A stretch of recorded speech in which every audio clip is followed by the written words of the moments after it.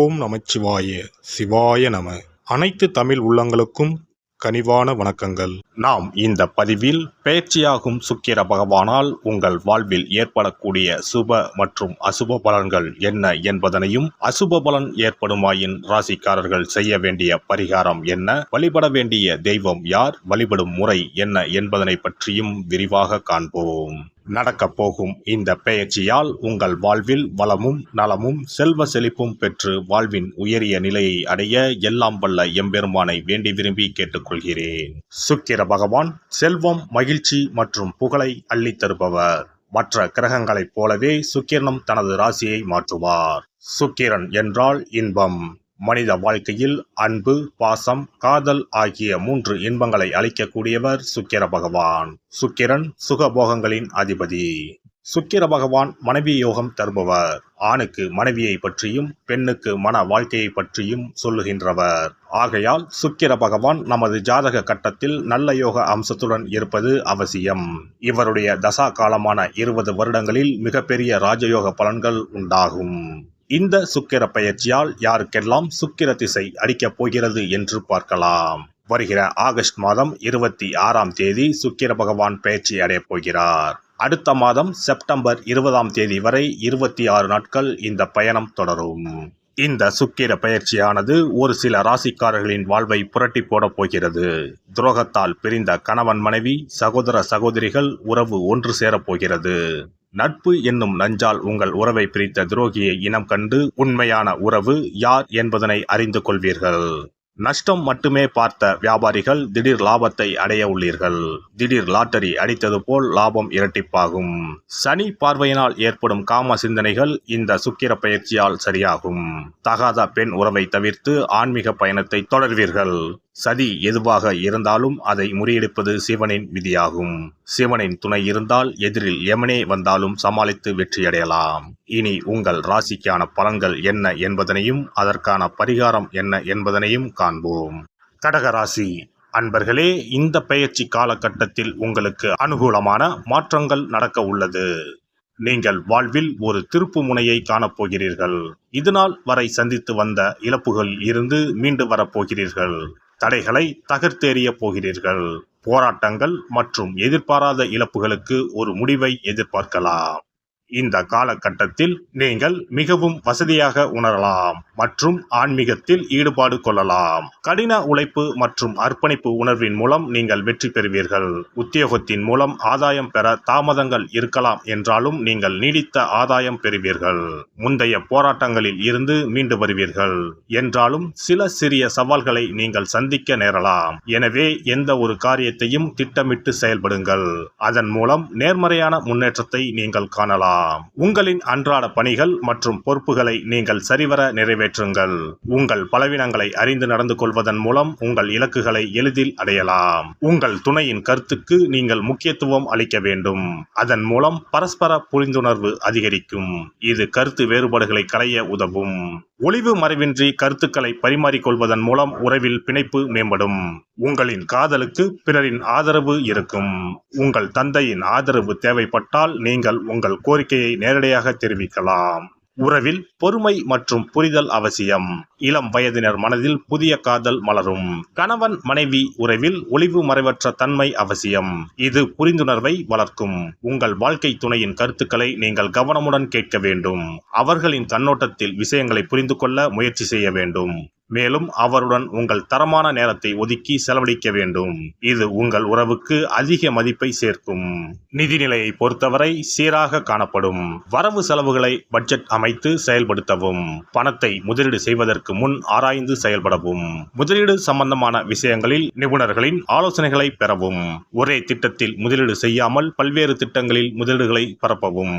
கடன் வாங்குவதை தவிர்ப்பது நன்மை தரும். அவசியம் தேவை என்றால் மட்டும் உங்களால் திருப்பி செலுத்த தேவைப்படும் அளவுக்கு ஏற்ப கடன் வாங்குவது நல்லது. எனவே கடன் வாங்கும் போது கவனமாக இருக்க வேண்டும். உங்களின் எதிர்காலம் உங்கள் கைகளில் உள்ளது என்பதை நினைவில் கொள்ளுங்கள். எனவே நீங்கள் புத்திசாலித்தனமாக இருக்க வேண்டும். மாணவர்கள் கடின உழைப்பை மேற்கொள்வதன் மூலம் படிப்பில் வெற்றி காணலாம். அர்ப்பணிப்பு உணர்வுடன் படிக்க வேண்டியது அவசியம். மாணவர்கள் மனதில் தன்னம்பிக்கை மேம்படும்.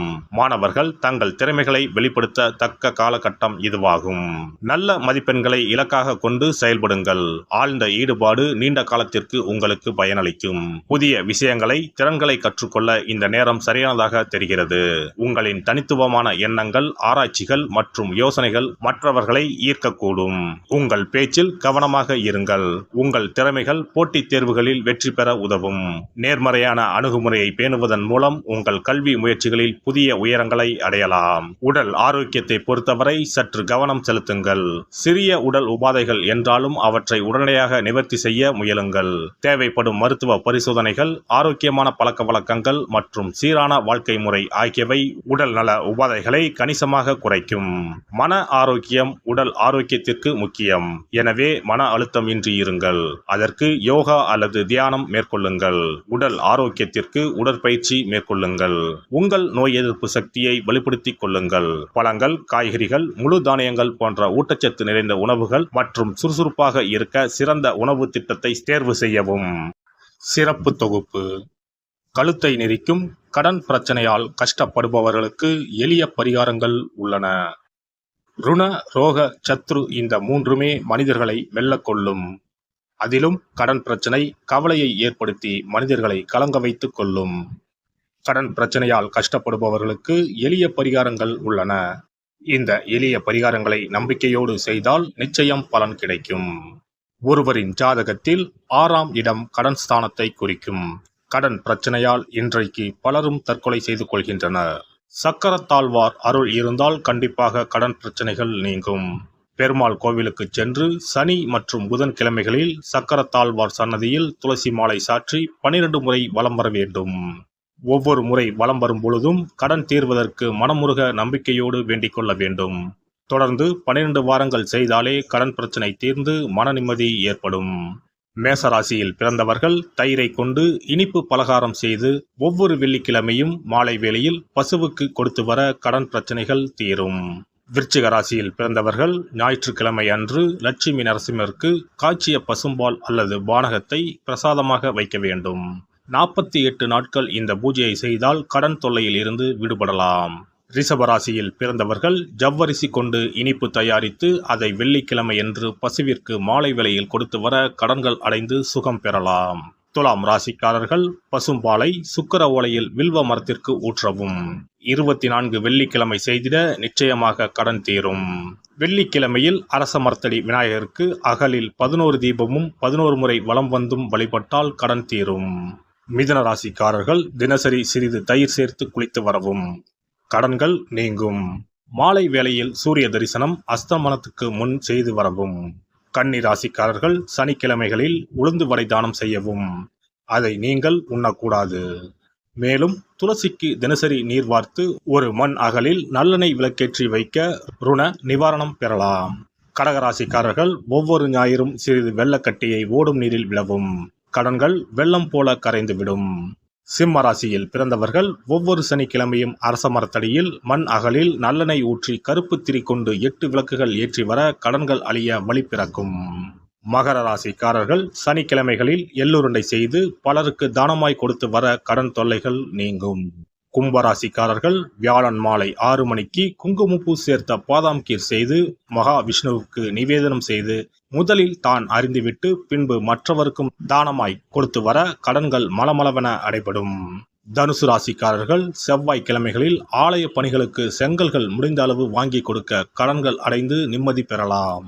மீன ராசிக்காரர்கள் செவ்வாய்க்கிழமை அன்று மதியமோ இரவோ நோயாளிகளுக்கு சப்பாத்தியை தானமாக கொடுத்து வர கடன்கள் வேகமாக அடைய ஆரம்பிக்கும். குறைந்தது 9 சப்பாத்திகள் கொடுப்பது நல்லது. செவ்வாய் பகவானை மனதார நினைத்துக் கொள்வது நலம் தரும். பௌர்ணமி நாளில் குலதெய்வத்திற்கு படையலிட்டு வழிபடுவது சிறப்பு. குலதெய்வ படம் இல்லாதவர்களும் குலதெய்வம் பற்றி தெரியாதவர்களும் 5 முக குத்து விளக்கை பூஜை அறையில் ஏற்றி வைத்து படையல் போட்டு கற்பூர ஆரத்தி காட்டி கடன் பிரச்சனை நீங்க மனதார வேண்டிக் கொள்ளலாம். இவ்வாறாக 9 பௌர்ணமிகள் விடாமல் இந்த பரிகாரம் செய்ய கடன் தொல்லைகள் எளிதாக தீர்ந்துவிடும். கடன் தீர்வதற்கான வழிகளும் கிடைக்கும்.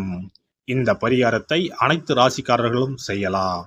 எல்லாம் வல்ல இறையருளால் நீங்களும் உங்கள் அன்பு குடும்பமும் உடல் நலம், நீலாயுள், நிறை செல்வம், உயர் புகழ், மெய்ஞானம் ஓங்கி வாழ்க வளமுடன். இந்த வீடியோ பதிவு உங்களுக்கு பிடித்திருந்தால் லைக் பண்ணுங்க, கமெண்ட் பண்ணுங்க, ஷேர் பண்ணுங்க, மறக்காம சப்ஸ்கிரைப் பண்ணுங்க, பக்கத்துல இருக்கிற பெல் பட்டனை கிளிக் பண்ணுங்க. நன்றி, வணக்கம். ஓம் நமச்சிவாய. சிவாய நம.